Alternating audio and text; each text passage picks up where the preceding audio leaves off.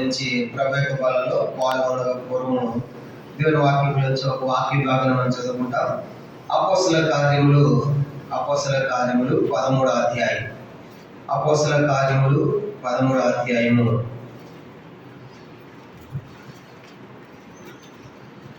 అపోస్తల కార్యములు మనం గమనించమంటే 13వ అధ్యాయం 13వ వచనము అందరం కలిసి మనం చదువుకుంటాం. అపోస్తల కార్యములు 13వ అధ్యాయము 13వ వచనాన్ని అందరం కలిసి మనం చదువుకుంటాం. 13 చదవండి.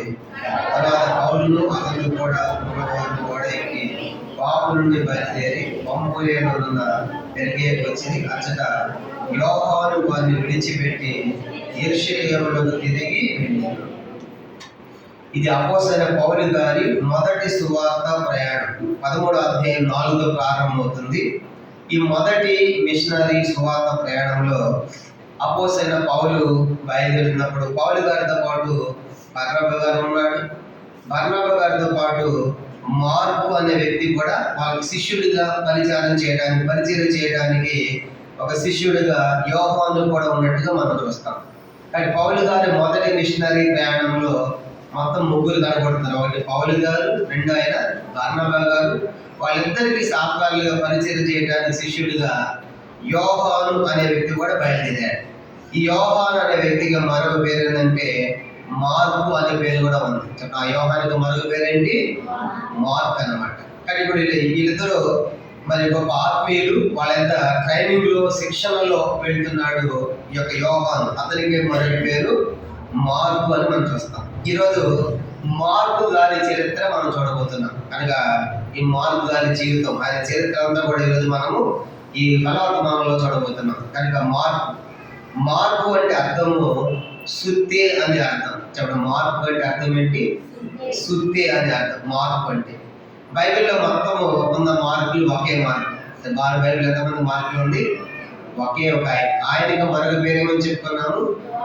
మార్కు గారికి మరొక పేరు యోహాను అని రాసుకోవాలి. కనుక అందుకే జాన్ మార్క్ అని పిలుస్తారు. ఆయన జాన్ మార్క్. యోహాను ఆయనే, మార్క్ ఆయన, కాబట్టి జాన్ మార్క్. అయితే ఈరోజు ఈ యొక్క మార్కు గారి చరిత్ర మనం చూడబోతున్నాము. మార్కు అంటే సుత్తే అనే అర్థము. తర్వాత బైబిల్ అంతట్లో కూడా ఒకే మార్కు ఉన్నాడు. ఒకే బైబిల్ అంతట్లో కూడా ఉంది, ఒకే మార్కు ఉన్నాడు. ఆయనకి మరొక పేరు యోహాను అని కూడా పిలుస్తారు. అందుకే ఒక మాట చెప్పాలంటే రెండు పేర్లు కలిపి జాన్ మార్క్ అనమాట. ఆయన పేరేంటి? జాన్ మార్క్ అని పిలుస్తారు. అయితే ఇతనికి ఒక సొంత ఇల్లు కూడా ఉంది. సొంత ఇల్లు ఉంది, తల్లి కూడా ఉంది. అపోస్తల కార్యం 12వ అధ్యాయం. అపోస్తల కార్యం 12వ అధ్యాయం 12వ వచనం. అపోస్తల కార్యములు 12వ అధ్యాయము 12వ వచనం చదువుకుంటాం అందరం కలిసి. 12 చదవండి. ఇంకా ఆలోచించుకొని అతను మార్కు అని మారు పేరు గల యోహాను తల్లిని మరి ఇంటికి వచ్చాను. అక్కడ అనేకులు కూడా ప్రార్థన చేయొచ్చు. కాబట్టి మార్కు అని మారు పేరు గల యోహాన్ అంటే ఈ మార్కే. కనుక ఆ మార్కు గారికి యోహానికి మరొక పేరేంటి? మార్కు. కాబట్టి అతని తల్లి ఎవరంట? మరియా. చెప్పండి, మార్కు గారి తల్లి పేరేంటి?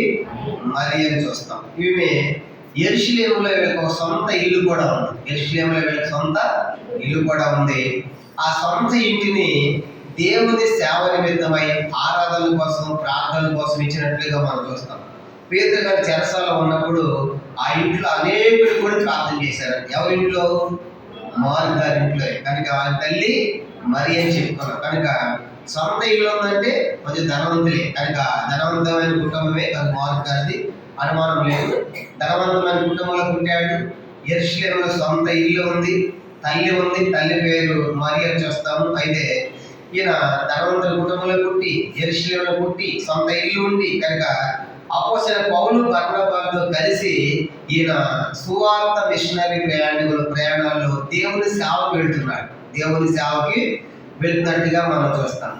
అయితే బైబిల్లో మనకు మార్కు సువార్త రాసింది కూడా ఈ మార్కే. బైబిల్లో మార్కు సువార్త రాశాడు కదా, ఆయన కూడా ఈ మార్కే. కాబట్టి అయితే బైబిల్లో మార్కు సువార్త రాసిన మార్కు కానీ, లూకా కానీ అపోస్తలులు కాదు. 12 మంది అపోస్తలులు కాదు. 12 మంది అపోస్తలులు వేరే. కనుక ఈ మార్కు గారు 12 మందిలో ఒకడు కాదు, లూకా కూడా 12 మంది శిష్యులు ఒకడు కాదని గుర్తుపెట్టుకోవాలి. కనుక మత్తయి అపోస్తలుడే. మత్తయి సువార్త రాశాడు కదా, మత్తయి అపోస్తలుడే. యోహాను సువార్త రాశాడు కదా, యోహాను కూడా అపోస్తలులు. గుర్తుపెట్టుకోవాలి, ఎందుకంటే వరుసలు ఉన్నాయి కాబట్టి వీళ్ళు కూడా శిష్యులు అనుకుంటారు చాలా మంది. ఇప్పుడు చెప్పండి, శిష్యులు ఎవరు వీళ్ళు? అపోస్తలులు ఎవరు? మత్తయి అపోస్తలుడు, యోహాను కూడా అపోస్తలులు 12 మంది. కానీ మార్కు గారు 12 మంది అపోస్తలులు ఒకడు కాదు, లూకా కూడా ఒకడు కాదు. లూకా కూడా 12 మందిలో ఒకడు కాదు. లూకా సువార్త రాశాడు ఆయన, అపోస్తలుల కాలం రాశాడు ఆయనే. కానీ ఈయన కూడా సేవలో ఉన్నాడు, కనుక పరిచయంలో ఉన్నాడు. లూకా ఉన్నాడు, మార్కు ఉన్నాడు. కానీ వీళ్ళు 12 మందిలో ఒకళ్ళుగా లేరన్నమాట. కానీ గుర్తుపెట్టుకోవాలి, మత్తయి సువార్త రాసిన మత్తయి కానీ, యోహాను సువార్త రాసిన యోహాను కానీ ఇద్దరు 12 మంది శిష్యుల్లో 12 మందిలో ఇద్దరు ఉంటారు. కానీ మార్కు, లూకా ఉండనే విషయం గుర్తుపెట్టుకోవాలి. ఇప్పుడు చెప్పండి, మార్కు గారు పుట్టింది సొంత ఊరు యెరూషలేము, సొంత ఇల్లు కూడా ఉంది. తల్లి మరియను చూసాము. తర్వాత ఇతనికి మరొక పేరు మార్కు అని చూశారు. కనుక మార్కు. అయితే పౌలు గారు వాళ్ళు ఇంట్లో ఆరాధన సేవా కార్యక్రమం జరిగాయి కాబట్టి పేతురు గారు ఎన్నోసార్లు ఇంట్లో వాక్యం చెప్పేవాడు కాబట్టి బహుశా ఇతనికి అందరికి పరిచయమే. కనుక ఇంట్లో ఆరాధన సేవా కార్యక్రమం జరగడానికి ఇచ్చారంటే ఇల్లు గొప్ప సమర్పణ గల కుటుంబంగానే మనం చూస్తాం. అయితే మార్కు గారి గురించి కొన్ని ప్లస్, కొన్ని మైనస్లు చూస్తాం, కొన్ని తప్పులు చూస్తాము, కొన్ని మంచి లక్షణాలు కూడా మనం చూడబోతున్నాం. ఉదాహరణగా ఇప్పుడు మార్కు గారిలో ఉన్నటువంటి మంచి లక్షణాలు, కనుక అతనిలో ఉన్న నేర్చుకోదగ్గ లక్షణాలు ఏంటో ఒక 4 సంగతులు మనం చూద్దాం. కనుక మార్కు గారు దాంట్లో మొట్టమొదటి రాసుకోవాల్సింది ఏంటంటే, మొదటిది ఇది యోహాను సువార్త 12:12 ప్రకారము మార్కు గారి ఇల్లు దేవుని సేవకు ఇచ్చిన వారు. మార్కు గారి ఇల్లు ఏం చేశారంటే, దేవుని సేవకి, ఆరాధన, ప్రార్థన కార్యక్రమాలు జరగడానికి ఇచ్చిన వాళ్ళుగా మనకు కనబడుతున్నారు. ఎట్లాంటి దినాల్లో? అపోస్తలుల కార్యం 12వ అధ్యాయం 2వ వచనం 12 చూడండి. అపోస్తలుల కార్యం 12:2 యోహాను సహోదరుని యాకోబుని ఖడ్గముతో చంపించింది. ఆ దినాల్లో క్రైస్తవులకు శ్రమలు ఉన్నాయి. కనుక ఆ 12 మంది శిష్యుల్లో ఒకడైన యోహాను గారిని చంపించారు ఖడ్గంతో. 12వ అధ్యాయంలో ఆ టైంలో ఆ ఇంట్లో ఆరాధన జరుగుతూ ఉంటే బహుశా ఇక్కడ కూడా వచ్చి మీరు ఎట్లా ఇస్తారు ప్రార్థనకి, ఆరాధనకి, వీళ్ళు ఎట్లా ఇస్తారు, మిమ్మల్ని కూడా చంపేస్తామని బెదిరిస్తే ఒకవేళ వెళ్ళి చనిపోవడానికి కూడా సిద్ధమే అన్నట్టే ఉన్నారు. బహుశా మనం ఉన్నాం అనుకోండి, అలాగా మన ఇంట్లో ఆరాధన, ప్రార్థన కార్యక్రమాలు జరుగుతున్నాయి అనుకోండి, అవి ఎవరిని వచ్చి బెదిరించారనుకోండి, ఏం చేస్తాము? ఆ పాస్టర్ని పిలిచి, ఆ పెద్దని పిలిచి, ప్లీజ్ దాన్ని ఏమనుకోవద్దు, మాకు ఇబ్బందిగా ఉంది, ఇక్కడ ఆరాధన పెట్టదు, ఎక్కడన్నా మీరు చూసుకోండి అని మనమైతే చెప్పి పంపించేస్తాం. కనుక అట్లాంటి కఠినమైన పరిస్థితుల్లో కూడా వీళ్ళు తమ సొంత ఇంటిని దేవుని సేవకి ఇచ్చారంటే, ఈ మార్కు గారి తల్లి కానీ మార్కు గారి గొప్ప సమర్పణ పరులుగా, నిస్వార్థ పరులుగా, ముఖ్యంగా భక్తి కలిగిన వారు. భక్తి ఉంది కాబట్టి ఏమన్నా పర్వాలేదు, కానీ మా ఇంట్లో సేవ కార్యక్రమం జరగాల్సిందే. ఆ మధ్య ఒక సేవకు ఫోన్ చేశాడు ఒక ప్రాంతం నుంచి. అక్కడ ఆరాధన కార్యక్రమాలు జరుగుతూ ఉంటే ఆ ఇంటి వాళ్ళు మంచి వాళ్ళే, ఇంటి వాళ్ళని కూడా హైందవ ప్రభుత్వం నమ్ముకోలేదు, కానీ సేవకు ఇచ్చారంట. అక్కడ ఉన్న పాస్ట్ దాన్ని బట్టి, మంచితనాన్ని బట్టి నడిపించుకుంటే ఏముంది, మీరు చేసుకుంటారు, మాది అని చెప్పి ఇచ్చారంట. చుట్టుపక్కల ఉన్న వాళ్ళు ఏం చేశారంటే గొడవ వచ్చి మీరు ఎట్లా ఇస్తారు ఆ ఇల్లు అనగానే పెద్ద ప్రెజర్ తీసుకొచ్చినప్పటికీ ఆ ఇంటి వాళ్ళు పిలిచి, పాస్ట్ కాదయ్యా, మీరంటే మాకు చాలా ఇష్టమే, కానీ ఈ చుట్టుపక్కల వాళ్ళతో మేము ఉండలేకపోతున్నాం కాబట్టి దయచేసి మీరు మా ఇల్లు ఖాళీ చెయ్యండి. కానీ వాళ్ళు అన్నిటి కాబట్టి అందరూ పర్వాలేదు, మనమైతే ఇప్పుడు విశ్వాసాలుగా ఆ పని మనం చేయగలము, అలాగా భరించగలం. అలాంటిది అట్లాంటి పరిస్థితుల్లో ఈ మార్కు గారి ఇల్లు సేవకు ఇచ్చారంటే వీళ్ళు మంచి భక్తి కలిగిన కుటుంబం. మార్కు గారి కుటుంబం ఎట్లాంటిదంటే మంచి భక్తి కలిగిన కుటుంబంగా మనం చూస్తాం. ఇది మొదటి సంగతి రాసుకోవాలి. మార్కు గారి ఇల్లు సేవకు ఇచ్చారంటే వీళ్ళు భక్తి కలిగిన కుటుంబంగా మనకు కనబడుతుంది, నిస్వార్థ పరులుగా మనకు కనబడతారు. రెండవది, మార్కు గారిలో ఉన్న మరొక అద్భుతమైన సంగతి ఏంటంటే, తప్పు చేసి దాన్ని వెంటనే సరి చేసుకుని ముందుకెళ్ళాలని సిద్ధపడ్డాడు. తప్పులు చేయని వాళ్ళు ఎవరు ఉన్నారు? కనుక పాపము చేయనివాడు ఒక్కడు లేడు, తప్పు చేయని వాడు ఎవరు లేడు. కనుక అందరూ తప్పిపోయిన వాడు. అందుకే మనం అందరం గొర్రెల వలె అందరూ, కనుక తప్పు చేయని వారు లేదు. కనుక మార్కు గారు చేసిన తప్పు ఏంటంటే, పౌలు బర్నబా గారితో పాటు సువార్త పరిచర్యకు పోయి కొంత దూరం పోగానే ఈయన వెనక్కి వచ్చేస్తాడు. ఎవరు? మార్కు లేదా యోహాను. కనుక వాళ్ళు చివరి దాకా వెళ్లకుండా మధ్యలో నుంచి వెనక్కి వచ్చేస్తాడు. కనుక అట్లా దేవుని సేవలోకి వెళ్ళి మధ్యలో వెనక్కి రావడం పొరపాటే కదా, తప్పే కదా కనుక అని మనం చూసినప్పుడు తప్పే అవుతుంది. అయితే ఆ తప్పులేని ఉండిపోలే. ఆయన వెనక్కి వచ్చిన తర్వాత మళ్ళా తర్వాత రెండో ప్రయాణం చేస్తా ఉంటే రెండో ప్రయాణం స్వార్థకి వెళ్తాడు. అంటే ఒకసారి పొరపాటు జరిగిన తర్వాత దాన్ని సరి చేసుకునే మనసు ఎవరికి చెప్పండి? మనకి అయ్యో మొదటిసారి నేను తప్పు చేశానే, మధ్యలో వెనక్కి వచ్చేసానే, ఈసారి వాళ్ళు చేయకూడదు అని చెప్పేసి రెండోసారి ప్రయాణం చేసినప్పుడు రెండోసారి ఆయన పరిచయానికి సేవకి వెళ్తాడు. దీనివల్ల మనకి ఏం అర్థమవుతుందంటే మనం కూడా తప్పులు చేస్తాం, కానీ చేసిన తప్పుని వెంటనే సరి చేసుకోవడానికి మనకి మనసు ఉండాలి. కనుక అయ్యో నేను చేశాను కదా అని ఆ యొక్క పశ్చాత్తాపము ఆ హృదయం మనలో ఉండి ఆ పొరపాటును మనం అధిగమించాలి. కానీ తప్పును అధిగమించాలి అంటే సరి చేసుకునే లక్షణము మనకి యోహాను లేదా మార్పులో కనబడింది. రెండోది. ఇక మూడవ గొప్ప ఆధిక్యత ఏంటంటే, మూడవ మంచి లక్ష్యం ఏంటంటే ఈయన పౌలు గారితో ఉంటాడు, బర్నబా గారితో ఉంటాడు, తర్వాత పేతురు గారితో కూడా ఉంటాడు. చూడమంట పేతురు గారు ఎందుకంటే గొప్ప దైవజనుల దగ్గర శిష్యుల్లాగా ఎదిగాడు. తను ఎవరెవరితో ఉన్నాడు? ఆయన పౌలు గారితో ఉన్నాడు, రెండవది బర్నబాతో ఉంటాడు, మూడవదిగా పేతురు గారితో. ఆ వచనాలు చూద్దాము. చూడండి, అపోస్తలుల కార్యములు 12వ అధ్యాయం. అపోస్తలుల కార్యములు 12వ అధ్యాయము మనం గమనించామంటే మీరు రాసుకోండి. 25 నుంచి అపోస్తలుల కార్యములు 12వ అధ్యాయం 25 నుంచి 13వ అధ్యాయము మీరు రాసుకోవాలి. 13వ అధ్యాయము 13వ వచనం వరకు రాసుకోండి, కనుక మీ తర్వాత చదవలేదు. అపోస్తలుల కార్యం 12వ అధ్యాయము 25వ వచనం నుండి 13వ అధ్యాయము 13వ వచనం వరకు ఆయన పౌలు బర్నబాలతో ఉన్నట్లుగా మనకు కనబడుతుంది. తర్వాత 15వ అధ్యాయం అపోస్తలుల కార్యం 15వ అధ్యాయము 36 నుంచి 39 వచనాలు చదువుకుందాం. ఇది రెండో భాగం. మొదటిది పౌలు బర్నబాలతో ఉన్న మొదటి భాగం. అపోస్తలుల కార్యం 12వ అధ్యాయము 25వ వచనం ప్రారంభము, 13వ అధ్యాయము 13వ వచనం దాకా ఆ భాగం అంతటిలో కూడా పౌలు బర్నబాలతో ఈ మార్పు ఉన్నట్టుగా మనకు కనబడుతుంది. రెండో భాగం మార్కు సువార్త 15, అపోస్తలుల కార్యములు 15వ అధ్యాయం. అపోస్తలుల కార్యములు 15వ అధ్యాయం 36 నుంచి 39 వచనాలు. 36 చూడండి. కొన్ని దినములైన తర్వాత ఏ పట్టణములు ప్రభువాకి ప్రచురపరిచితమో, నేను చదువుతున్న అపోస్తలుల కార్యములు 15:36. కొన్ని దినములైన తర్వాత ఏ పట్టణముల్లో ప్రభు వాక్యం ప్రచురపరిచితమో ఆయా పట్టణంలో ప్రతి సహోదరులకు తిరిగి వెళ్ళి వారు ఎలా ఉన్నారో మనం చూద్దామని పౌలు బర్నబాతో అని. అప్పుడు మార్కు అని మారు పేరుగా యోహాను వెంట పెట్టుకొని పోవడానికి బర్నబా ఇష్టపడింది. అయితే పౌలు పంఫూలియలో పని కొరకు తమతో కూడా రాక తమను విడిచిన వారిని వెంట పెట్టుకొని పోవటం యుక్తం కాదని తలంచారు. వాళ్ళు తీవ్రమైన వాదన కలిగినందున వారి ఒకరిని విడిచి ఒకటి వేరై పోయి మా బర్నబా మార్కును వెంట పెట్టుకుని వాడైపు కుప్పరకు వెళ్ళిను. పౌలు శిలను ఏర్పరచుకొని మిగతా ప్రాంతానికి వెళ్ళాడు. ఇప్పుడు ఏంటంటే ఇది పౌలు గారు రెండో మిషనరీ ప్రయాణం. మొదటి మిషనరీ ప్రయాణంలో సగం దాకా వెనక్కి వెళ్ళిపోయాడుగా మార్కు, జాన్ వరకు.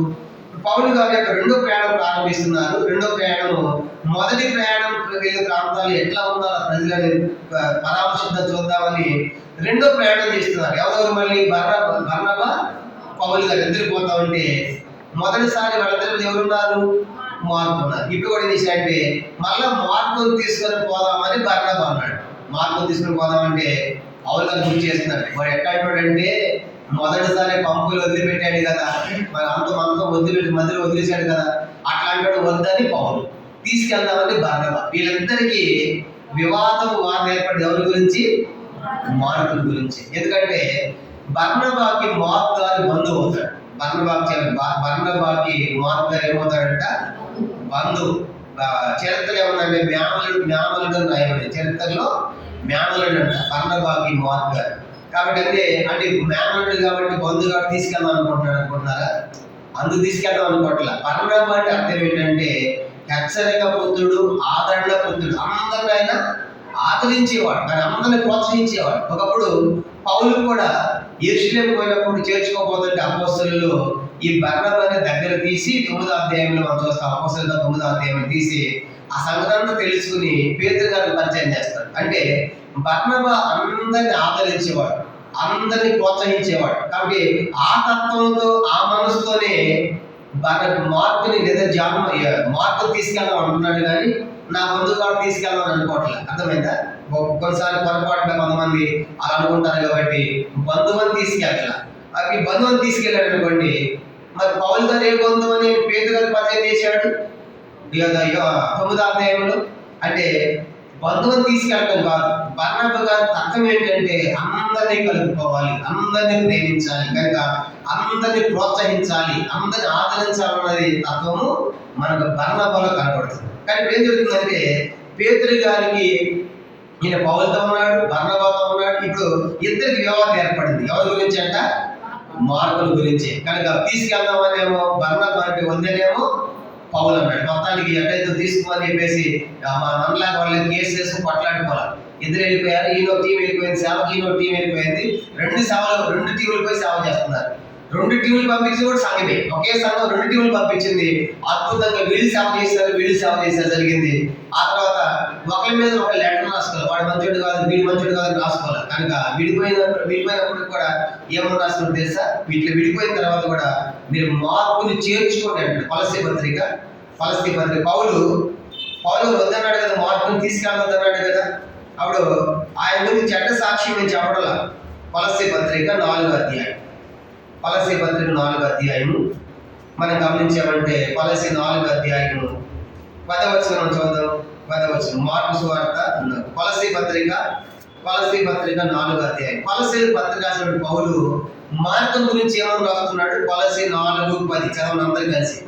నాతో కూడా చెరలో ఉన్న అరిస్తార్కును, బర్నబాకును, సమీప జ్ఞాతైన మార్కును మీకు వందనములు చెప్పుతున్నారు. ఈ మార్కుల గురించి మీరు ఆజ్ఞని పొందితే ఇతని మీ ఎంతకు వచ్చిన ఇతని చేర్చుకొనుడి. ఎవరు రాసింది? ఈ లెటర్ ఎవరు రాస్తున్నారు? పౌలు రాస్తున్నాడు. ఎవరికి రాస్తున్నాడు? పలస్తీనికి రాస్తాడు. ఆ మార్కులు చాలా జాగ్రత్త, డేంజర్ జాగ్రత్త, వస్తారేమో చేర్చుకోవద్దని రాయన. అర్థమైందా?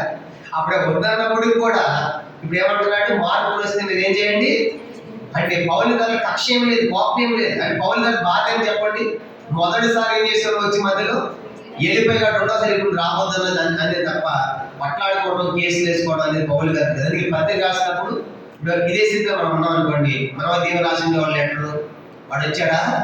మొదటిసారి వచ్చి మాకు ఎంత నష్టం చేసాడు తెలిసే మధ్యలో వదిలేసి వెళ్ళిపోయాడు. కానీ వాడు మళ్ళీ వస్తే అస్సలు మీరు చేర్చుకోవద్దని రాస్తాం మనమైతే లెటర్. మనమైతే అక్కడ రాసింది వాడు.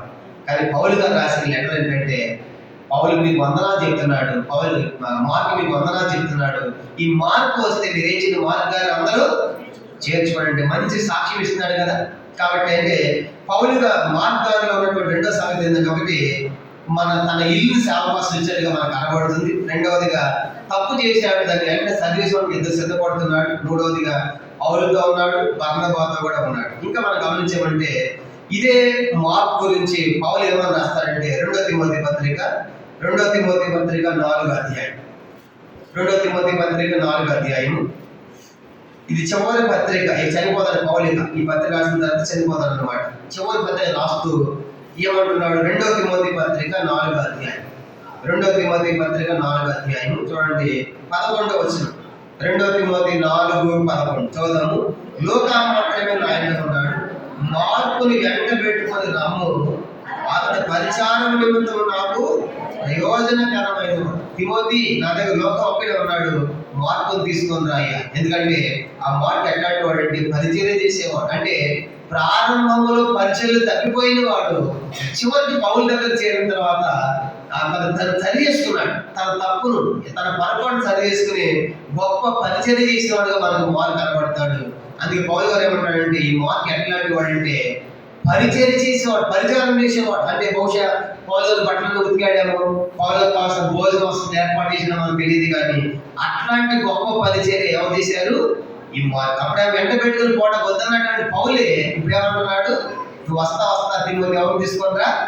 మార్పును తీసుకుంటా. అంటే మార్పు తన పొరపాటు ఏం చెప్పండి ఆయన సరి చేసుకున్నాడు. కాబట్టి ఇంకా మనం గమనించిన ఫిలెమోను పత్రిక మొదటి అధ్యాయం. ఫిలెమోను పత్రిక ఒక అధ్యాయం ఉంది కదా, 24 వస్తుంది. ఫిలెమోను 1:24 కూడా పౌలు గారు జైల్లో ఉన్నప్పుడు ఈయన కూడా జైల్లో ఉంటాడు. ఫిలెమోను పత్రిక చూడండి 24 వచనం. ఫిలెమోను పత్రిక ఒక అధ్యాయం ఉంది కదా, 24 చదువుతున్నాను.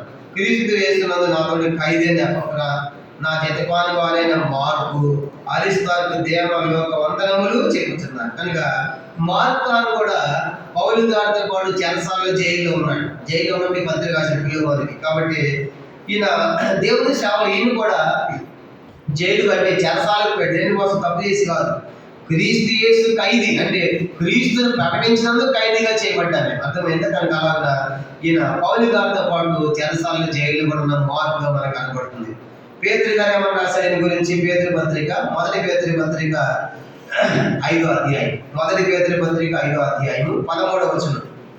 మొదటి పేతురు పత్రిక, పేతురు రాసిన మొదటి పత్రిక 5వ అధ్యాయం 13వ వచనం. మొదటి పేతురు 5:11 చదువుతున్నాను. బబులోనులో మీ వలె ఏర్పరచబడిన ఆమెయు నా కుమారుడైన మార్కును మీకు వందనములు చెప్పుచున్నాడు. పేతురు అంటాడు కదా, నా కుమారుడైన మార్కు అని రాశాడు. అంటే బహుశా పేతురు గారి దగ్గర అయిన పేతురు గారి ద్వారా చాలా సేవలు ఎదిగి ఉండవచ్చు ఆత్మీయంగా. అందుకే పౌలు గారు అంటున్నాడు, ఈయన నా కుమారుడు. మనం కూడా చెప్తాం కదా, కొన్నిసార్లు మనతో రక్షించబడ్డారు అనుకోండి, మా కుమారుడు తన్ని మేమే ఆత్మీయంగా పెంచామన్నారు చూడండి, మా కుమారుడు అంటారు చూడండి. ఇప్పుడు పేతురు గారు అంటాడు, ఈ మార్కు నా కుమారుడు. అంటే బహుశా పేతురు గారి దగ్గర కూడా చాలా ఆత్మీయంగా ఎదిగి ఉండాలి. అంటే మార్కు గారికి ఎన్ని గొప్ప అనుభవాలు ఉన్నాయి. వాడు పౌలు గారితో తిరిగాడు సేవలు, బర్నబాతో తిరిగాడు, తర్వాత పేతురు గారితో పెద్ద పెద్ద దైవజనులు కదా, గొప్పవాడు కదా. కనుక యేసుతో ఉన్నటువంటి వాడు కదా పేతురు గారు. అంత గొప్ప ఆయనతో ఈయన ఉండటం అంటే ఎంత గొప్ప ఆధిక్యత. ఇంత గొప్ప వ్యక్తులతో పరిచర్యలు తిరిగాడు మార్కు, సామాన్యుడు కాదు. కనుక మొదటిది తన ఇల్లును సేవకి ఇచ్చారంటే భక్తుల కుటుంబం చెప్పుకున్నాము. రెండోది తప్పు చేశాడు, దాన్ని వెంటనే సరి చేసుకుని మళ్ళా సేవలోకి రావడానికి సిద్ధపడ్డాడు. మూడవదిగా పౌలు బర్నబా పేతురు గారితో ఒక మంచి పరిచారకుడిగా మనకు కనబడతాడు. మూడవ మంచి లక్షణం. నాలుగవది ఏంటంటే మార్కు సువార్త రాసింది కూడా మార్కు సువార్త రాసింది కూడా ఈ మార్కు. ఇవన్నీ కూడా ప్లస్ పాయింట్ అంటే పాజిటివ్స్. కనుక మంచి లక్షణాలుగా మనకు కనబడతాయి. కనుక అయితే ఇప్పుడు మరి ఎందుకు ఆయన వెనక్కి వెళ్ళిపోయాడు వచ్చి అంటే అతనిలో కొన్ని తప్పులు కూడా మనం చూడవచ్చు. మనం చదువుకున్నాం కదా అపోస్తల కార్యములు 13:13. అపోస్తల కార్యములు ఇప్పుడు అతనిలో ఉన్న కొన్ని పొరపాట్లు, కొన్ని తప్పులు కూడా మనము ఆలోచిద్దాం. అపోస్తల కార్యములు 13వ అధ్యాయం 13వ వచనం చూసినప్పుడు అచ్చట యోహాను వారిని విడిచిపెట్టి యెరూషలేమునకు తిరిగి వెళ్ళాను. ఎందుకు వెళ్ళిపోయి ఉంటాడు అని అనుకున్నప్పుడు బైబిల్లో ఎందుకు వెళ్ళిపోయాడో చెప్పలేదు, కానీ పండితులు కొన్ని అభిప్రాయాలు వ్యక్తం చేశారు. ఒకటి, ఆయన బహుశా అక్కడ రాగానే ఆరోగ్యం బాగోలేదేమో. ఎప్పుడైందంటే అక్కడ రాగానే ఆరోగ్యం బాగోలేదేమో, అందుకే ఆయన ఆరోగ్యం బాగోలేదు పేదలుగా మరి పౌలు గారు బర్నబాతో చెప్పి నేను ఎందుకు వెళ్ళిపోతున్నానని చెప్పేసి వెళ్ళిపోయి ఉండవచ్చు. ఒక కారణం ఏంటంటే ఒకటి, ఆరోగ్యం బాగా వెనక్కి వెళ్ళిపోయి ఉండవచ్చు. మనం కూడా అంతే కదా, అక్కడ పోతాం అనుకోండి, మధ్యలో మోషన్ పట్టుకుని ఇప్పుడు ఏం చేస్తాం, మీరు బొండ్లమ్మ నేను రాలేనంట కదా, ఆరోగ్యం బాగుంది ఏం చేస్తాం. బహుశా అట్లాంటి ఏమన్నా జరిగి ఉండవచ్చు. ఎందుకంటే అది సముద్ర ప్రయాణం. ఏ ప్రయాణం చెప్పడామని? సముద్ర ప్రయాణాలు అందరికీ పడవు. సముద్ర వాతావరణం గాలి అంత మంచిది కాదు, కనుక అందరికి వెళ్ళలేదు కూడా. అది మొదటి ప్రయాణం, మొదటిసారి వెళ్తారు కాబట్టి కొంచెం కష్టం. కనుక పౌలు గారికి కూడా కింద వస్తున్న ఆరోగ్యం బాగోదు ఆయనకి కూడా. కనుక సముద్ర ప్రయాణాలు అంత ఆరోగ్యకరమైనవి కాదనమాట. కాబట్టి అది బహుశా అది ఆరోగ్యం బాగోలేదేమో, అది మొదటి కారణం, వెనక్కి వెళ్ళిపోయి ఉండవచ్చు అని పండితుల యొక్క అభిప్రాయం. రెండవది, ఏదో ఇల్లు గుర్తుకొచ్చిందేమో. రెండోసారి ఏంటంట, కనుక హోమ్ సిక్ అనమాట. హాస్టల్ పిల్లలు వేసామనుకోండి ఏం చేస్తారు, మా మమ్మీ కావాలి, మా డాడీ కావాలని గుర్తు ఏడుస్తూ ఉంటాడు. నన్ను కూడా హాస్టల్ వేస్తే వారానికి పారిపోయి చేసా, హాస్టల్లో ఇంటర్మీడియట్ మళ్ళీ నెలకు పారిపోయి చేసా, గత 3 నెలలు పారిపోయి చేశా. ఆ తర్వాత సెట్ అయిపోయాడు అనమాట. అర్థమైందా? అది హోమ్ సిక్ అంట. అంటే అప్పుడుదా నీళ్ళు వాతావరణం అలవాటు అయిపోయి ఇంట్లో ఎవరు లేకుండా కష్టం కదా పిల్లలకి. Homesick. ఈయన కూడా బహుశా ధనవంతులని చెప్పుకున్నాం, సొంత ఇల్లు అని చెప్పుకున్నాం, తల్లి మరి అని చెప్పుకున్నాం. అవన్నీ గుర్తుకొచ్చి తల్లి అవన్నీ గుర్తుకొచ్చి ఈ సేవలో నేను తిరగలేను కాబట్టి నాకు ఇల్లే కావాలని బహుశా వెనక్కి వెళ్ళిపోయి ఉండవచ్చు అని రెండో అభిప్రాయం. ఒకటి, ఆరోగ్యం బాగా వెళ్ళిపోయి ఉండవచ్చు. రెండోదేమో ఇల్లు గుర్తుకి వచ్చి ఉండవచ్చు. మూడో కారణం చెప్పారంటే పండితులు, మూడోది ఆలోచించారంటే సువార్తల శ్రమలు ఉంటాయా లేదా చెప్పండి. సువార్తకి అన్ని అనుకూలంగా ఉంటాయా? ఎన్ని తిరుగుబాట్లు, ఎన్ని అవమానాలు, ఎన్ని తిట్లు, ఎన్ని దెబ్బలు ఉంటాయి కదా.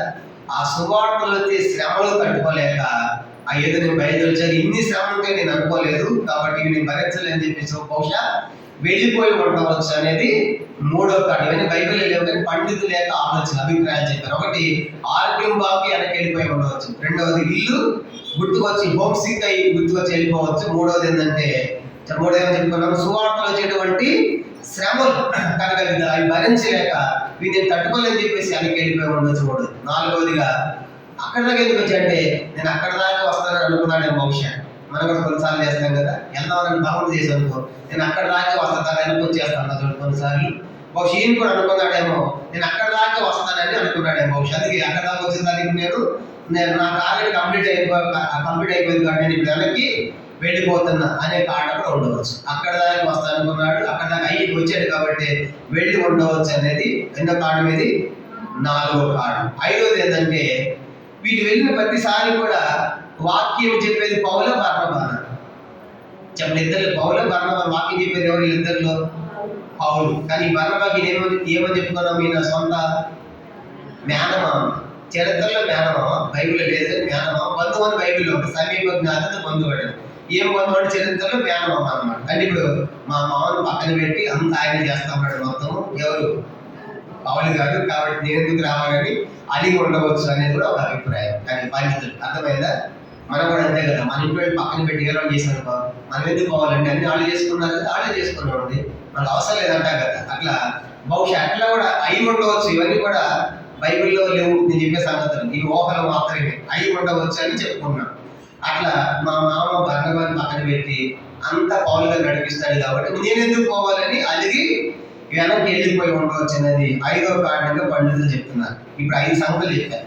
ఆ వెనక్కి ఎందుకు వెళ్ళిపోయాడు సేవలకు వచ్చి? మొదటి చెప్పండి. మొదటిది ఆరోగ్యము బాగా వెళ్ళిపోయి ఉండవచ్చు. రెండవది ఇల్లు హోమ్సిక్, ఇల్లు గుర్తుకొచ్చింది కాబట్టి నేను ఒకటి వెళ్ళిపోయాడు. మూడవది సువార్తల శ్రమలు, ఇవన్నీ తట్టుకోలేదు. ఇదే సేవ అంటే తెల్ల బట్టలు మంచి బిర్యానీ ఉంటే అనుకున్నాం, కానీ ఈ రాళ్ళంటే ఈ దెబ్బలంటే అవమానం ఏంటి, నిద్ర లేకుండా కొన్నిసార్లు సేవలు మంచి ఆహారం ఉంటుంది కానీ నిద్ర ఉంటే ఉంటే కొట్టు. నేను 2-3 రోజులు మీటింగ్కి పోయినప్పుడు మంచి ఆహారం ఉంటుంది, దానికి అనుమానమే లేదు. నిద్ర ఉంటే ఉంటుంది అనమాట. దినమంతా చెప్పేది ఉంటుంది. మళ్ళీ రాత్రి అయిపోతే ఎవరో ఒకళ్ళు వస్తారు, మాట్లాడతారు, ప్రార్థనలు వాళ్ళు వినేటప్పటికి రాత్రి మళ్ళీ బయట అయిపోయింది, మళ్ళీ మోపాలి అనమాట. దాని సేవలు కొన్నిసార్లు నిద్ర ఉండదు. సేవలు ఎన్నో రకాల శ్రమలు. కొన్నిసార్లు ఆహారం లేని సమస్య, కొన్నిసార్లు నిద్ర లేని సమస్య, కొన్ని ఆర్థిక పరిస్థితులు అనుకూలంగా ఉండవు కనుక అవి కూడా ఉండవచ్చు. అందుబట్టి ఆ శ్రమలు బట్టి వెనక్కి వెళ్ళిపోయి ఉండొచ్చు. నాలుగోది నేను అక్కడ దాకా వస్తాను కాబట్టి అక్కడ దాకా వచ్చాను కాబట్టి వెనక్కి వెళ్ళిపోతున్నా అని అయి ఉండవచ్చు. ఐదవది ఏంటంటే బర్నబాను పక్కన పెట్టి అందరూ పౌలు గారు చేస్తాడు కాబట్టి ఒక తట్టుకోలేక అసూయపడి బాధపడి వెళ్ళిపోయి ఉండొచ్చు అని ఐదవది. ఆరో సంగతి ఏంటంటే ఇతను చేసిన తప్పు మార్కు సువార్తలో ఒక సంగతి రాయబడింది, అది మిగతా సువార్తలో రాయబడ్డ. మార్కు సువార్త 14వ అధ్యాయం. మార్కు సువార్త అది అక్కడ ఒక్క చోట రాయబడింది. మార్కు సువార్త చదువుదాం. మార్కు సువార్త 14వ అధ్యాయం. మార్కు సువార్త 14వ అధ్యాయం 50 నుంచి 52 వచనాలు. ఇది 6వ తప్పుగా రాసుకున్నాం. 6వ తప్పు మార్కులో ఉన్న 6వ తప్పు. మార్కు సువార్త 14వ అధ్యాయం 50 నుంచి 52 వచనాలు చదువుకుంటాం. మార్కు సువార్త 14:50. అప్పుడు వారందరూ ఆయన విడిచి పారిపోయి, చదవండి. తన దిగంబర శరీరం మీద నానబట్ట వేసుకుని ఒక పడుచువాడు ఆయన వెంట వెళుచుండగా వారిని పట్టుకొని అతను నానబట్ట విడిచి దిగంబరుడై పారిపోయాడు. ఒక పడుచువాడు వేసే టైంలో ఆ సిలువ దగ్గర పడుచువాడు అంటే పారిపోతున్నాడు. పట్టుకుంటా ఉండి ఆ బట్టలు వదిలేసేసి జాగ్రత్త పారిపోయాడట. పడుచువాడు యవనస్తుడు. ఈ పారిపోయిన పడుచువాడు మార్కే అయి ఉండవచ్చని పండితుల అభిప్రాయం. చెప్పడంట మార్కే యేసును సిలువ వేస్తా ఉంటే ఆ శ్రమను చూసి, ఆ రక్తం చూసి, ఆ దెబ్బలు చూసి అక్కడ పట్టుకుంటారు అని భయపడి ఆ సిలువ దృశ్యం దగ్గర ఆ సిలువని వెంబడించకుండా కనుక పారిపోయి ఆ వస్త్రం వాళ్ళ చేతిలో దిగంబడిగా వస్త్రాలు విడిచిపెట్టేసి పారిపోయే పరచువాడు ఈయన మార్కే అయి ఉండవచ్చు అనేది పండితుల యొక్క అభిప్రాయం. అంటే సిలువ శ్రమల దగ్గర ప్రభు యొక్క సిలువ దగ్గర ఆయన నిలబడలేక పారిపోయిన వ్యక్తిగా మనకు కనబడుతున్నాడు, పారిపోయిన వాడు. కాబట్టి ఈ 6 తప్పులు మనకు మార్పులో కనబడతాయి. 6 తప్పులు మొదటిది ఆరోగ్యం బాగోలేక సేవలు వెనక్కి వెళ్ళిపోతాం. రెండవదిగా ఇల్లు గుర్తుకొచ్చి రావడం. మూడవదిగా శ్రమలు భరించలేక వెళ్ళడం. నాలుగవదిగా అక్కడ దాకే రావాలనుకుని వెనక్కి వెళ్ళిపోవడం. ఐదవదిగా మనం చూసాము మా బర్నబాను పక్కన పెట్టినందుకు బహుశా మా మామ కాబట్టి వాడుకోవట్లేదు, ఈయన చెప్తాడని చెప్పి పౌలు గారి మీద అలిగి వెళ్ళిపోయి ఉండవచ్చు. ఆరవది ఏంటంటే అతను సిలువ దగ్గర నుంచి కూడా పారిపోయి. ఇవన్నీ కూడా బర్నబాలో మన క్షమించండి మార్కులో బైబిల్లో రాయబడి తప్పులేమి కాదు, కానీ పండితుల ఆలోచన అభిప్రాయం ఎందుకు వెనక్కి వెళ్ళిపోయి ఉండవచ్చు అని. ఈయన కూడా సేవకు ఎంతమంది వస్తారు, ఎక్కడికి వస్తారు? హెబ్రోన్లో కూడా చాలా మంది సేవకు వచ్చి వెనక్కి వెళ్ళిపోయిన వాళ్ళు చాలా మంది ఉన్నారు. ఎందుకో తెలుసా?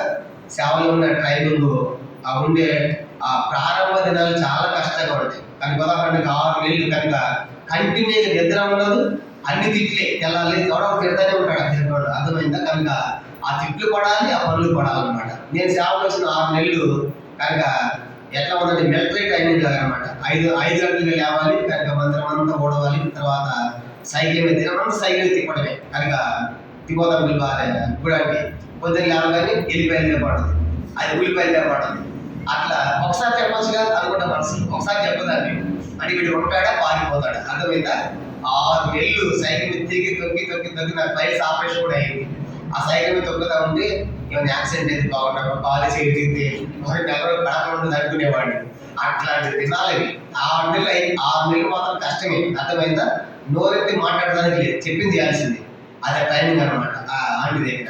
అట్లా 6 నెలలు కంటిన్యూగా పారిపోయి కొంతమంది ఎంతమంది వచ్చామో ఇది మేము చేయలేదు, ఇదే సేవ అంటే మా కూర్చోబెట్టి వాక్యం నేర్పిస్తారేమో, ప్రార్థన చేపిస్తారు అనుకున్నాం. కానీ ఇదే ట్రైనింగ్ పారిపోయిన కూడా చాలా మంది ఉన్నారు. మాకు చెప్పిన తర్వాత మిమ్మల్ని ఒక్కటి కొట్టలేదురా, ముందున్న బ్యాచ్లు కొట్టిందంటే కూడా డైరెక్ట్ కొట్టడమే. కానీ ఆ చెప్పిన మధ్య కొడితే వాళ్ళు పారిపోయిన వాళ్ళు కూడా ఉన్నారని చెప్పారు. అర్థమైందా? అట్లాంటి దినాలు సేవ అంటే. అర్థమైందా? కాబట్టి సేవలు అంత ఈజీ కాదు. కనుక నాకు అనుకున్నాను, నాకే కష్టం అనుకున్నాను, నాకంటే ఇంకా పెద్ద కష్టాలు పడ్డారు వాళ్ళు. అయితే ఒక ఆయన సేవకు వచ్చాడు. సేవకు వస్తే నెయ్యి సీసాలు మొత్తం ఏం చేశారు అడగాలి. నెయ్యి సీసాలు అడగాలంటే ఎట్లా ఉంటుంది ఆలోచించండి. అవన్నీ నడువు టింగు పడేది అనమాట. అర్థమైందా? వీడు ఉంటాడే పోతాడు. అంటే నేను చెప్పే సంగతి ఏంటంటే మొదటి 6 నెలలు ట్రైనింగ్ మిలిటరీ అయితే నేను పోలేదు, అది కూడా అంతేనంట. అది కూడా ఉంటాడే పోతాడు, అర్థమైపోయింది. 6 నెలలు అర్థమైపోయింది నేను నిలబడతాను లేదని. అందుకే నేను సేవకు వచ్చినప్పుడు అంకులు అడిగాడు, ఏం చదువుకున్నావు అన్నట్టు. నేను డిగ్రీ అనుకున్నాను. డిగ్రీ అంటే నా దగ్గర తిరిగిన సేవ పలానా దగ్గరికి పోదా అన్నాడు. ఎందుకంటే ఇవన్నీ కష్టం, చదువుకున్నావు కదా నువ్వు తట్టుకోలేమన్నాడు వద్దా అన్నాడు. లేదని మీ దగ్గరికి వస్తా అంటే అటైతే నీ ఇష్టం అన్నాడు. అర్థమైందా? కాబట్టి ట్రైనింగ్లో సేవలో ఉంటాయి. కనుక అట్లా హెబ్రోన్లో కూడా అంతే. ఈరోజు కూడా అట్లాంటి నిజమైన ట్రైనింగే భవిష్యత్తులో గొప్ప సేవ చేయడానికి, ఎన్ని పరిస్థితులు వచ్చినా తట్టుకోవడానికి ఇప్పుడు మాకు అర్థమవుతుంది. అట్లా ఎందుకు ఇస్తుందంటే మా పనులన్నీ మాకు అలవాటు అయిపోయాయి. కాబట్టి మా పనులన్నీ కూడా ఎవరన్నా వచ్చి చేయాలని లేకుండా అలవాటు అయిపోయింది ట్రైనింగ్. కనుక అట్లాంటి ట్రైనింగ్ ఇప్పుడు ఈయన కూడా ఏమైపోయిందంటే ఇవన్నీ చూసిన తర్వాత ఈయన వెనక్కి వెళ్ళిపోయి ఉండవచ్చు. కనుక సేవలు అంత సుఖంగా లేదు కాబట్టి వెనక్కి వెళ్ళిపోయి ఉండవచ్చు అనే తప్పులన్నీ కూడా మనం ఆలోచిస్తాం. అయితే ఈయన గురించి నేర్చుకోవాల్సిన పాఠాలు ఏంటి? కనుక ఇతరులో ఉన్న మైనస్ ప్లస్ చూసాం, పాజిటివ్ చూసాం, మైనస్ చూసాం. పాజిటివ్స్ ఏంటి? మంచి లక్షణాలు ఏంటి? ఒక సొంత ఇల్లు సేవకి ఇచ్చారంటే వీళ్ళు భక్తి కలిగిన కుటుంబ అనుమానం లేదు. రెండవదిగా తప్పులు చేసి వాటిని చేసి వెంటనే సరి చేసుకున్నాడు. మూడోదేమో చూసాము, పౌలుతో బర్నబాతో పేతురు గారితో మంచి పరిచయం చేసిన వాడు, గొప్ప ఆధిక్యత ఉంది ఆయనకి. తర్వాత 4వది మార్క్స్ సువార్త కూడా రాశాడు. ఈ 4 ఆ మంచి లక్షణాలు చూసినప్పుడు తప్పులు కూడా చూసాం కదా.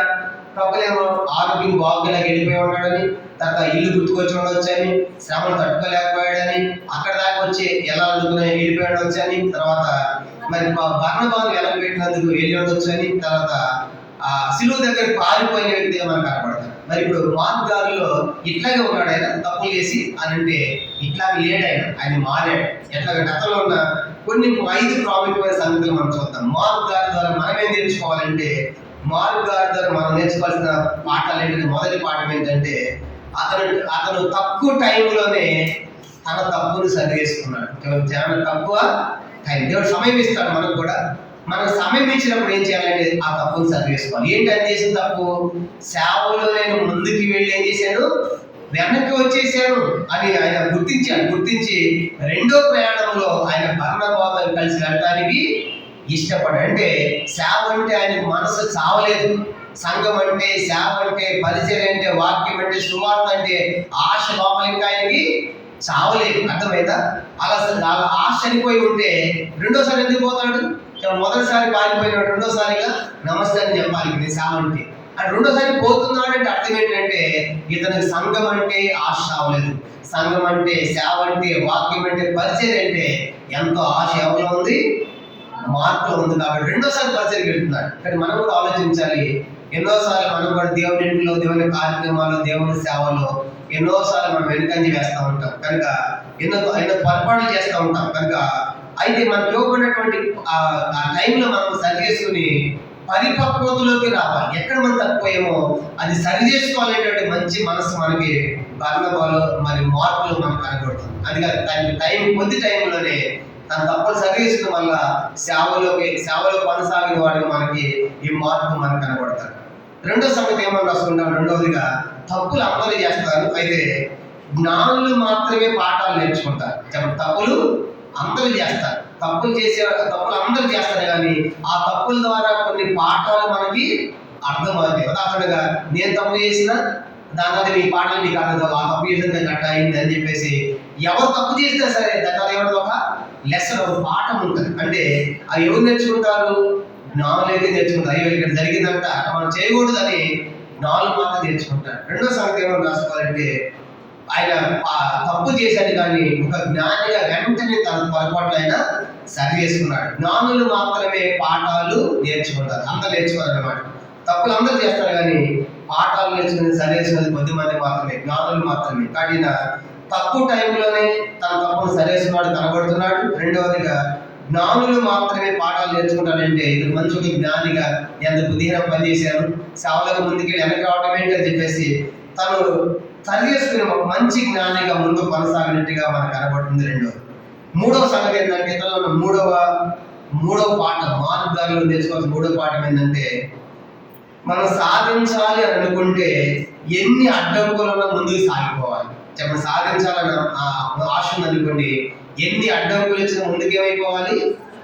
స్పీడ్ బ్రేకర్ వచ్చింది కాబట్టి నేను బండి ఆపేస్తానంటే కుదరదు. కనుక స్పీడ్ బ్రేకర్ వచ్చినా ఇంకా పెద్ద ఇంకోటి ఉన్నా సరే ఏమైపోవాలి? ముందుకి వెళ్ళాలి. కనుక ఒకటి ఆపేసేది, మా బండి ఆపేసామంటే ఇప్పుడే బండి నేర్చుకున్నాను, అది ఎత్తుగా ఉంది ఎక్కలేకపోతున్నాను, అందుకు ఆపేసాను అర్థమైందా? కానీ అట్లా ఆపేసేది కదా మన బండి. కనుక ఎన్ని స్పీడ్ బ్రేకర్లు వచ్చినా ముందుకు వెళ్ళాలని ఆశ మనకు ఉంటే మనం ఏం చేస్తాము? అధిగమిస్తాం, వెళ్తాం. కాబట్టి మూడోది ఏమో రాసుకోవాలంటే సాధించాలనుకుంటే మనం ఎన్నైనా అధిగమిస్తాం. ఉదాహరణగా ఏమైనా ఫెయిల్ అయ్యారనుకోండి, సబ్జెక్ట్ ఫెయిల్ అయింది కాబట్టి మందరం మానేస్తాను. కనుక నేను ఫెయిల్ అయింది కాబట్టి నేను సాధిస్తాను అని దాని పట్టుతో కోపంతో చదివి పాస్ అవ్వాలి. అంతేగాని అది నేను సబ్జెక్ట్ ఫెయిల్ అయిపోయింది కాబట్టి దేవుడు నాకు ఏం చేశానని దేవుడి మీద సరవటం కాదు, అలాంటి పని చేయకూడదు. కానీ మూడవది సాధించాలనుకుంటే ఎన్ని అడ్డంకులు ఉన్నా కనుక మనం లక్ష్యాన్ని చేరుకుంటాం. ఎన్నో అభ్యంతరాలు, ఎన్నో ఆటంకాలు ఇచ్చినప్పుడు కూడా మనం గురి తప్పిపోము, లక్ష్యం తప్పిపోము, లోపల ఆశ ఉంది, అలా పట్టు ఉండాలి. అది మార్పులు. అందుకైనా ఆయన సేవ అంటే ఆశ ఉంది, సంఘం అంటే ఆశ ఉంది, వాక్యం అంటే ఆశ ఉంది, పరిచయం ఆశ ఉంది. కాబట్టి రెండోసారి వెళ్ళడానికి కూడా ఆయన సిద్ధపడతాడు. ఎన్నో అభ్యంతరాలు వచ్చాయి, కానీ ఆ అభ్యంతరాలు అతను ఆపలేకపోయాయి. కానీ మనం ఏం చేసి చెప్పండి, ఎందుకు అది ఎందుకు రావట్లేదంటే నాకు ఎందుకు కష్టం, ఎన్ని పరిస్థితులు అన్నా అని ఎన్నో కుంటి సాకులు చెప్తా ఉంటాం. ఇప్పుడు ఆయన కూడా ఉన్నాయి. కనుక ఆయన ఎన్నో ఉన్నప్పటికీ కూడా వాటన్నిటిని అధిగమించి సేవలకు ముందుకు వెళ్ళిన మార్పుగా మనకు కనబడతాడు. ఇది మూడోది. సాధించాలనుకుంటే అడ్డంకుల్లో సాగిపోవాలి, లక్ష్యాన్ని మనం సాధించాలి. అంతేగాని కుంటి సాకులు చెప్పకూడదు. కనుక ఎప్పుడు నేను కుంటి సాకులు చెప్తామంటే సేవ అంటే నీకు ఆశ లేదు, సంఘం అంటే ఆశ లేదు, పరిచయం అంటే నీకు ఆశ లేదు కాబట్టి ఏదో కుంటి సాకులు చెప్తాం. నీకు ఆశ ఉంటే ఎన్ని అడ్డంకులున్నా నేను దేవుని సేవ చేయాలి, పరిచయం చేయాలి, పాట పాడాలి, వాక్యం చెప్పాలి, మనల్ని శుభ్రం చేయాలి, ఆశ నీకు ఉంటే ఎన్ని ఉన్నా పక్కన పెట్టి వచ్చేస్తాం. అలా ఎందుకు రాలేకపోతున్నాం అంటే నీకు లోపల ఆశ లేదు. కాబట్టి సాధించాలనే పట్టు ఆశ లేదు కాబట్టి వెనకంజి వేస్తున్నాం. కనుక ఇది మూడో సంగతిగా మనం మార్పులు చూస్తాం. ఇక మార్పులో నాలుగో సంగతి రాసుకుంటే మార్పు గారిని బర్నబా గారు చాలా ప్రోత్సహించాడు. మార్పు గారిని చాలా ఎంకరేజ్ చేశారు. మనల్ని కూడా సంఘంలో చాలా మంది ఎంకరేజ్ చేస్తూ ఉంటారు. కనుక బలపరచాలని, వాళ్ళ ఆత్మీయంగా ఎదిగింప చేయాలని ఎంతో మంది మనం ఎంకరేజ్ చేస్తూ ఉంటారు. కనుక అట్లా ఎంకరేజ్ చేసేటప్పుడు బర్నబా యొక్క ఎంకరేజ్మెంట్ అనేది మార్పు గారిని చాలా ఉంది. ఎందుకంటే బర్నబా అందరినీ ఎంకరేజ్ చేసేవాడు. పౌలు గారిని కూడా ఎంకరేజ్ చేశాడా లేదా?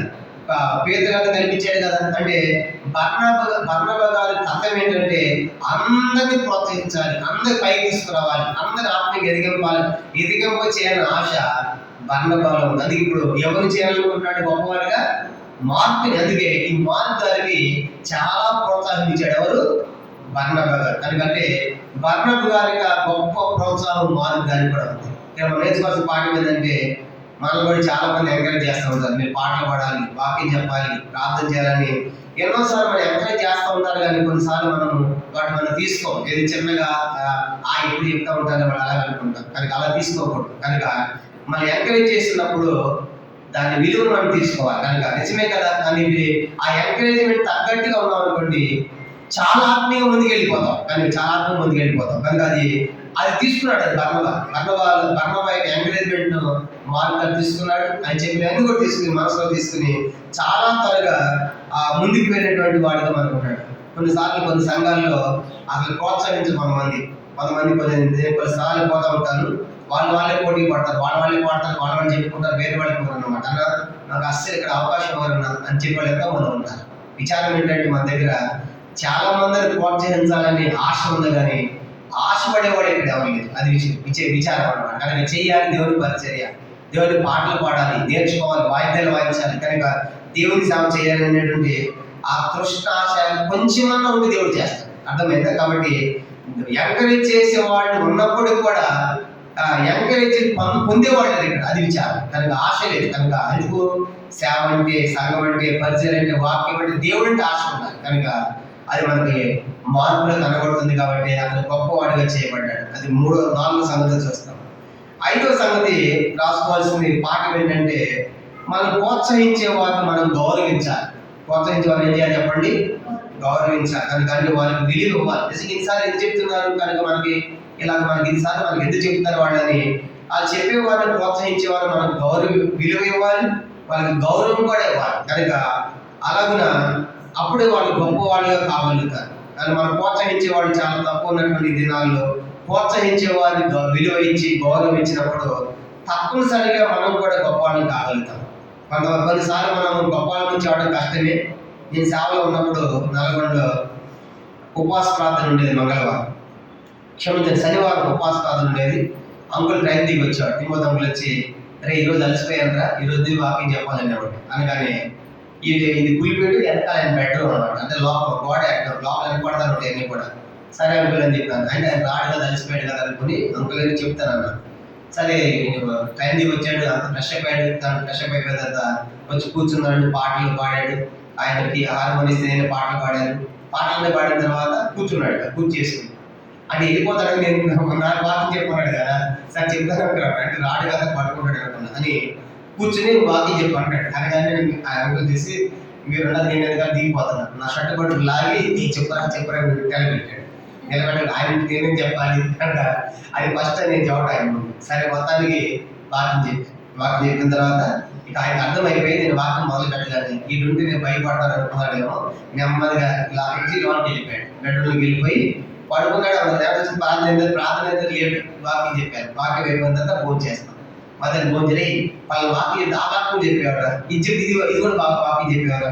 కరెక్ట్ దానికి సంబంధించిన కరెక్టే వాక్యాలు చెప్పేవారని చాలా ఎంకరేజ్ చేశారు. అందుకని అదే చేసావు ఇదే చేసావు తప్పని చెప్పి చెప్పకుండా నేను మొదటిసారి చెప్పాను కదా, నువ్వు ఆ వాక్యానికి ఈ వాక్యం చేస్తే బాగుండు, ఇది కూడా చెప్పారు అది కూడా చెప్పారు అని చెప్పేసి చాలా ఎంకరేజ్ చేశాడు. చాలా సంతోషించాను. కనుక అట్లా వాళ్ళు ఎంకరేజ్ చేసేవాడు ఉండాలి కదా.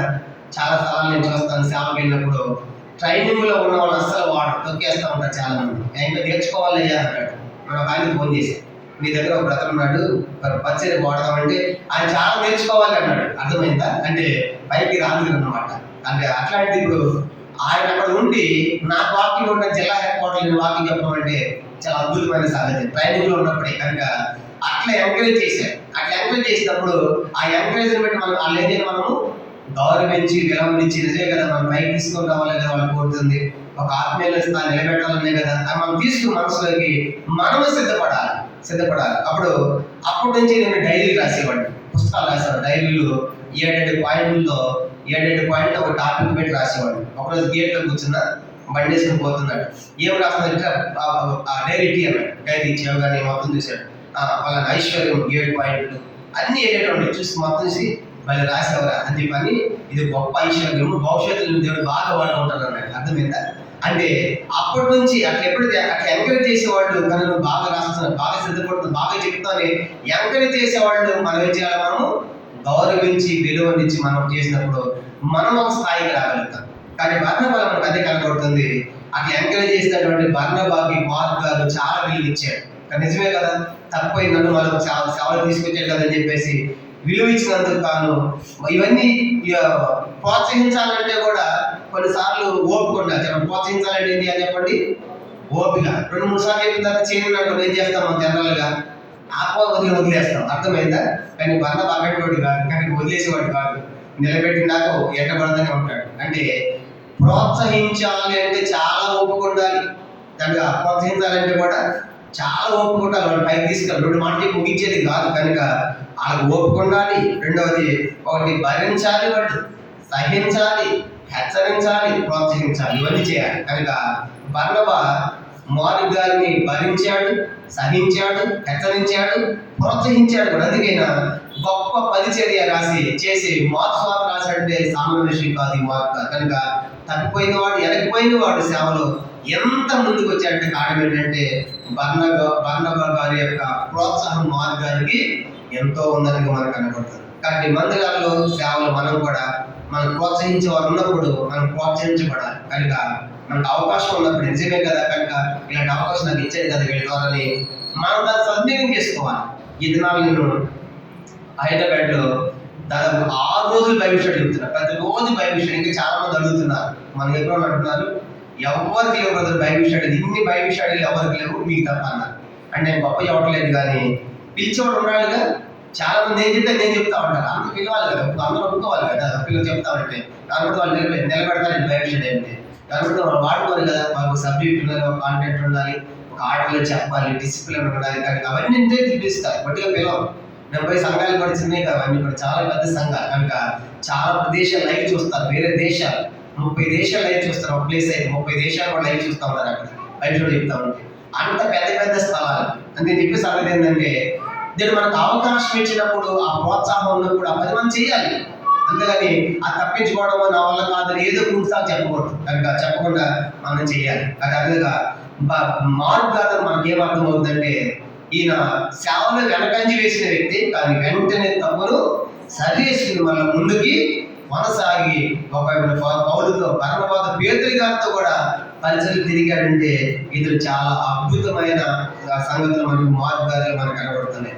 కానీ ఇప్పుడు ఇతరులు ఉన్నటువంటి ఇతర ద్వారా మనం నేర్చుకోవాల్సిన పాఠాలు ఏంటి, ఒకటి తక్కువ టైంలోనే తప్పును సరి చేసుకుని ఆయన సేవలో కొనసాగాడు ఒకటి. రెండవది తప్పులు అందరూ చేస్తారు, కానీ ఒక జ్ఞాని లాగా ఎందుకు నేను తప్పు చేశాను అని ఒక పాఠం నేర్చుకొని వెంటనే సేవలో కొనసాగాడు. రెండవది. మూడోది ఏం చేసామంటే సాధించాలి అనుకుంటే లోపల ఏముండాలి, ఎన్ని అభ్యంతరాలు వచ్చినా, ఎన్ని పరిస్థితులు ఉన్నా ఇది నేను చెయ్యాలి అనుకుంటే మనం లక్ష్యాన్ని సాధిస్తాం, కనుక వెళ్తాం. కనుక అంటే లోపల ఆశ సావలేదాయన. సేవ అంటే, సంఘం అంటే, పరిచర్య అంటే, వాక్యం అంటే, సువార్త అంటే ఆశ సావలేదు. కాబట్టి అభ్యంతరాలు వచ్చినప్పుడు కూడా అధిగమించి ముందుకు వెళ్ళి కనుక సేవలు ముందుకు కొనసాగాడు.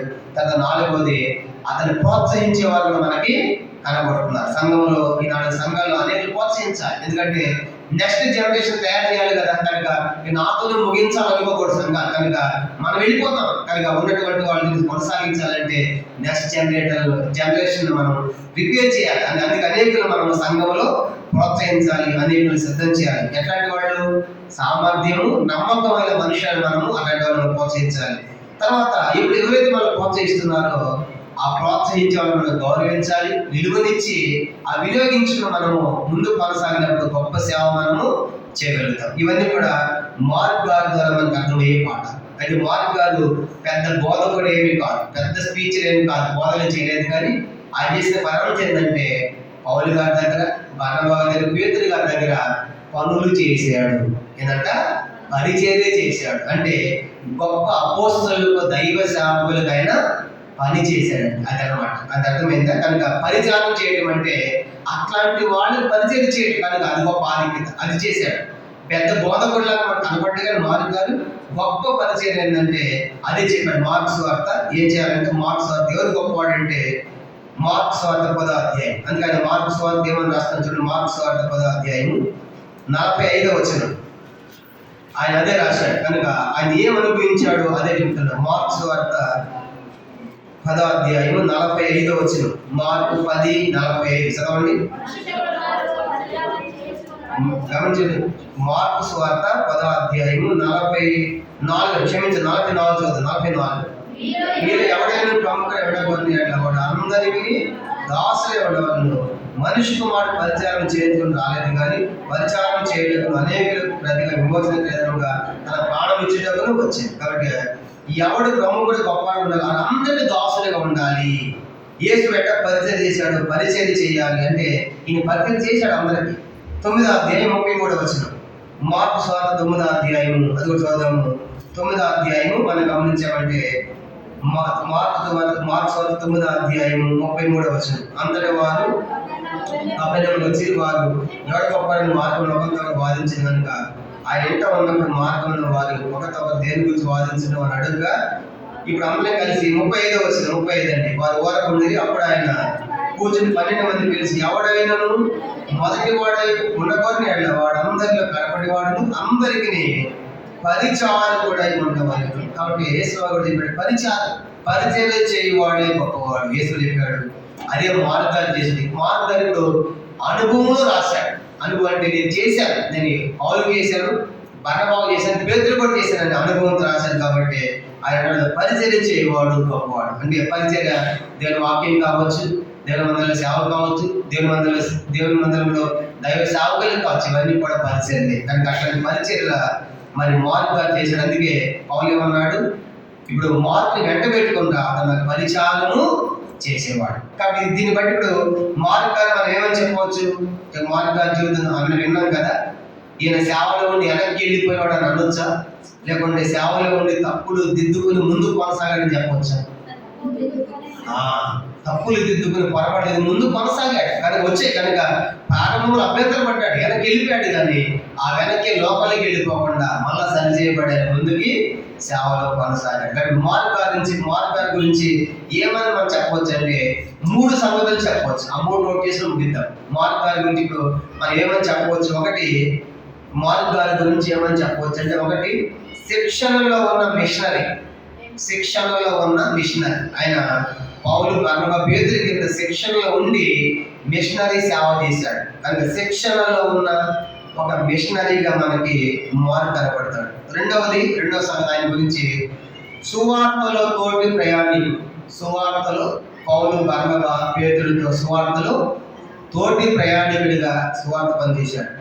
రెండవది, మొదటిది శిక్షణలో ఉన్న ఒక మిషనరీ, కనుక శిక్షణలో ట్రైనింగ్ అయ్యాడు మిషనరీ వాడి దగ్గర. రెండవది సువార్తలో తోటి ప్రయాణికుడు. మూడవది మార్కు సువార్త రాసిన గొప్ప రచయిత. కానీ ఈ 3 సంగతులు చెప్పాలి, అంతేగాని మార్కు గారి సేవలో వెనక్కి పారిపోయాడని చెప్పకూడదు. కనుక అది 100 ప్రారంభములు, కానీ అది సరి చేసుకున్నాడు. దీన్ని బట్టి మనకేం అర్థమైందండి, మనలో కూడా తప్పులు ఉంటాయి, పొరపాట్లు ఉంటాయి. అయితే వాటిని మార్కు గారిలాగా చాలా టైం కాకుండా వెంటనే మనము సరి చేసుకోవాలి. అందుకే ఒక మాట చదువుతాం, ఎబ్రీ పత్రిక చూడండి. ఎబ్రీ పత్రిక మనం కాలం గడిచే వాళ్ళది ఎట్లా కావాలంటే మార్కు గారిలా గొప్పవాడు కావాలి. హెబ్రీ పత్రిక 5వ అధ్యాయం చివరిగా మాట చదివి ముగిద్దాం. హెబ్రీ పత్రిక 5వ అధ్యాయము 12వ వచనం. హెబ్రీ పత్రిక 5వ అధ్యాయము 12, 13 వచనాలు. హెబ్రీ పత్రిక 5వ అధ్యాయము 12, 13. కాలమును బట్టి చూచితే మీరు బోధకులుగా ఉండవలసిన వారు ఉండగా దేవోక్తుల్లో మొదటి మూల పాఠములను ఒకటి మీకు మరలా బోధింపవలసి వచ్చింది. మీరు పాలు త్రాగవలసిన వారే కానీ బలమైన ఆహారం తినగలవారు కాదు. మరి పాలు తాగు ప్రతివాడు శిష్యుడు కనుక నీతి వాక్య విషయంలో అనుభవం లేని వాడే. కాబట్టి పౌలు అంటాడు, మీరు కాలాన్ని బట్టి చూస్తే మీరు ఇప్పుడు వాడి బోధకులు అవ్వాలి. కానీ ఎట్లా ఉన్నారు, ఇంకా పాలు తాగేవారు లేకపోతే. పాలు తాగేవాడు ఎవరు? శిశువు. అప్పుడే ఇంకా చిన్నపిల్లలా ఉంటే ఎట్లాగు, కనుక ఇంకా దినదానికి చిన్నపిల్లలు ఉంటే ఎట్లాగు, పాలు తాగి బలమైన ఆహారం తిని ఎదగాలి కదా శిశువు. కనుక ఇప్పుడు కాలాన్ని బట్టి చూస్తే మీరు వాడి బోధకులుగా ఉండాలి. కానీ విచారం ఏంటంటే ఇంకా మీరు పాలు తాగే స్థితిలో శిశువులాగా ఉండాలి. నేను విశాఖపట్నం మొట్టమొదటి సంఘం విశాఖపట్నం ఇచ్చారు. అక్కడ సేవ చేసినప్పుడు చిన్న కొద్ది మంది ఉండేవాడు.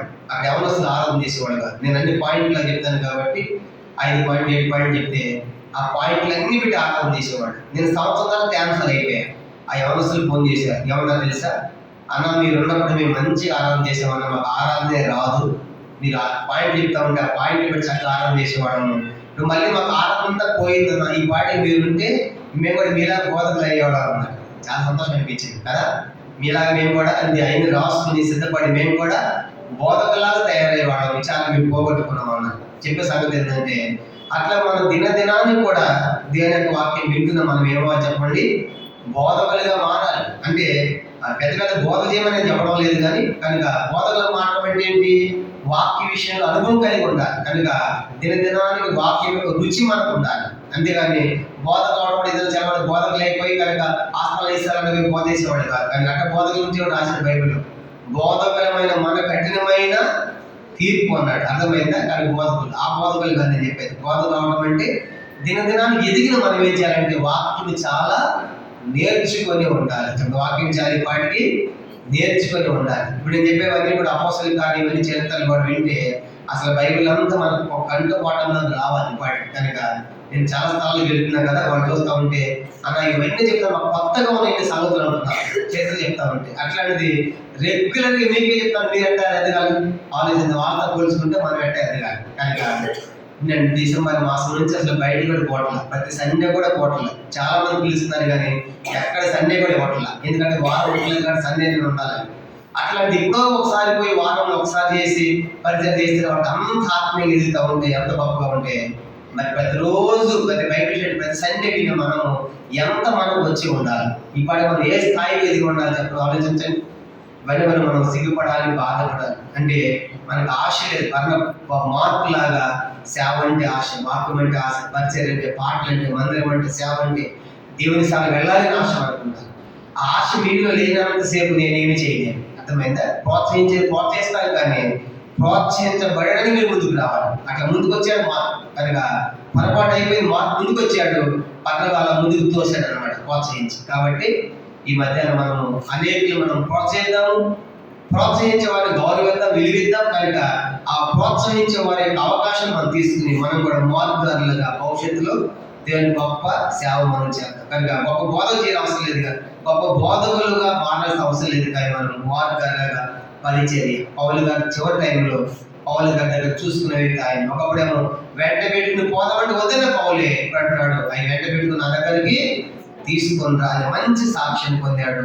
అట్లాంటి గొప్ప సేవ చేసిన మరి మార్గం మనకు కనబడతాడు. ఆయన బైబిల్లో మార్కు సువార్త రాశాడు. ఒకే మార్కు, ఆయనకు మరొక పేరు యోహాను, తల్లి మరియ, యెరూషలేము కాపురస్థుల సొంత ఇల్లు. అట్లాగా దేవుని సేవలో గొప్ప పరిచయం చేసిన వాడు మనకి కనబడతాడు. మోకరించండి, ప్రార్థన చేసుకుంటాం. ఈ వాక్య వెలుగులో మన జీవితాన్ని కూడా పరీక్ష చేసుకుని మార్గాలుగా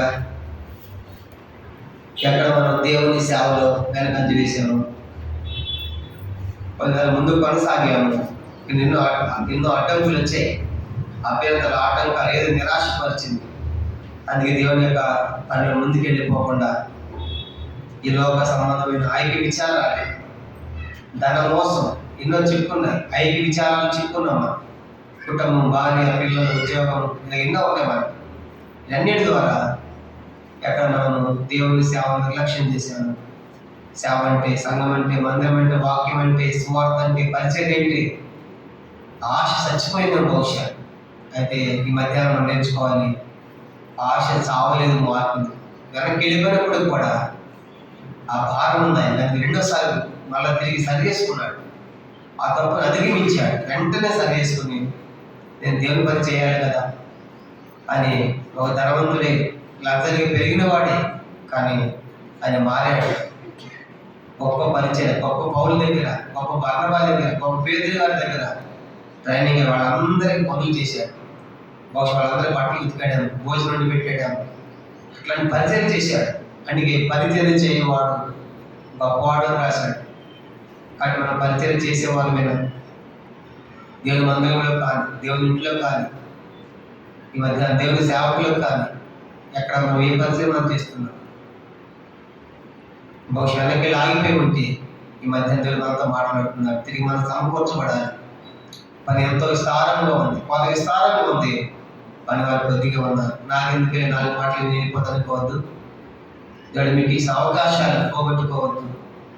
ప్రభుత్వ క్షమాపణ కోరి, ప్రభా నేను ఈ సేవలు వెనక్కి వెళ్ళిపోయాను మార్పులాగా, కానీ మార్పు తిరిగి ముందుకు వచ్చాడు. నేను కూడా తిరిగి రావాలని మీరు కోరుతున్నారు. నన్ను ప్రోత్సహించే వాళ్ళు ఎంతోమంది ఉన్నారు, ముందుకు తీసుకెళ్ళి ఎంతోమంది ఉన్నారు. కానీ ఈ అవకాశాలు ఎన్నో అభ్యంతరాలు నేను అడ్డుపడ్డాను, ఆగిపోయాను.